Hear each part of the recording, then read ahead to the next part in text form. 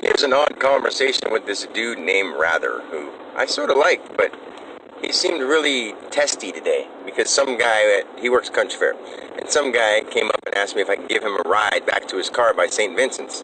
And I'm working, so I couldn't, and I felt bad. And I'm like, hey man, I wish I could, but I can't. And he's like, oh man, it's just get me as far as you can go. And I'm like, it would be to the highway, and that's about it. And we're right by the highway, so I really can't help you, man. I feel bad, and I'm sorry. Because I feel bad. I love him like I love everybody. Even Rather, because Rather is just me in another body, and he says that we are sleep. Our soul is sleep, and we wake up and walk around. And then, I don't know, like, he must have had some weird experience when he was on his mushrooms. But see, he's got that whole sci-fi mentality in his mind. It's all an illusion. It's all an illusion. Yeah, I guess I'm an illusion. You're an illusion. If you get punched in the face, it's an illusion. That's a word. The word illusion is a word. And he's like, that's how I know my soul's older than yours. There is no time, dude. There's no such thing as fucking time. There's no soul that's older than another soul. Souls are infinite. If anyone understands that, they understand there's no soul that's older than another soul.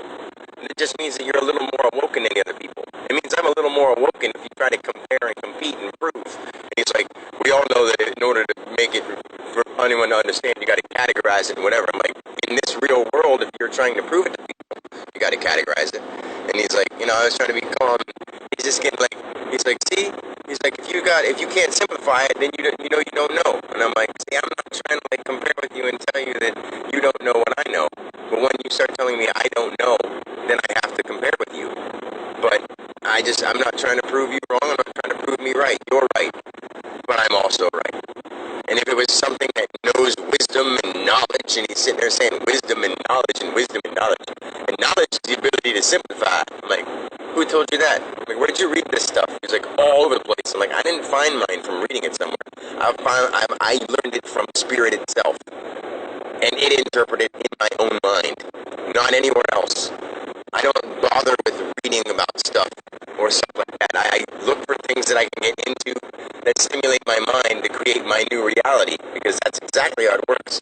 It's not just belief, because belief has been toned down, just like the word love has been toned down. I'm not talking about love as in like, oh, I love. I'm talking about love as in the past tense of live. If you have ever lived, you've loved. That's the way it works. And no one understands that. But it's great. And I'm just going to say, man, we disagree on certain levels, but I guess we're both seeking. That's cool. Anyway, I just thought that was interesting because all of a sudden it got...